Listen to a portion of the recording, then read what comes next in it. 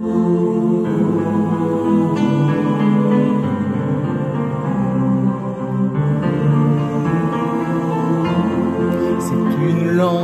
belle, avec des mots superbes, qui porte son histoire à travers ses accents, où l'on sent la musique et le parfum des herbes, le fromage de chèvre et le pain de froment, et du Mont Saint-Michel jusqu'à la Contrescarpe. En écoutant parler les gens de ce pays, on dirait que le vent s'est pris dans une harpe et qu'il en a gardé toutes les harmonies. Dans cette langue belle aux couleurs de Provence, où la saveur des choses est déjà dans les mots, c'est d'abord en parlant que la fête commence.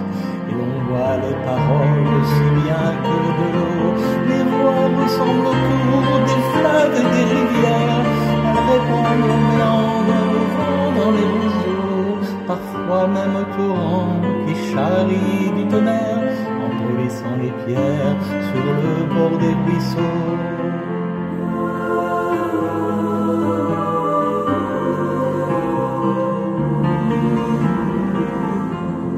C'est une langue belle à l'autre bout du monde, une bulle de France au nord d'un continent, sortie dans un étau, mais pourtant si féconde, enfermée dans les glaces au sommet d'un volcan.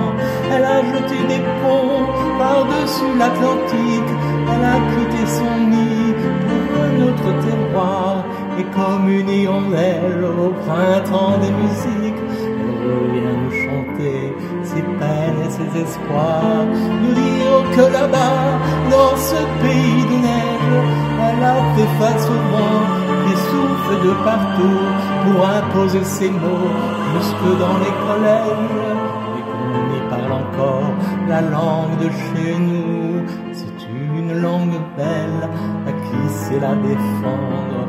Elle offre des trésors de richesse infinie, les mots qui nous manquaient pour pouvoir nous comprendre, et la force qu'il faut pour vivre en harmonie.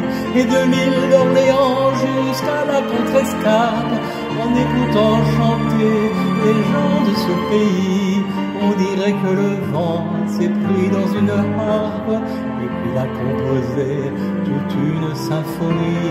Et de l'île d'Orléans jusqu'à la Contrescarpe, en écoutant chanter les gens de ce pays, on dirait que le vent s'est pris dans une harpe et qu'il a composé toute une symphonie.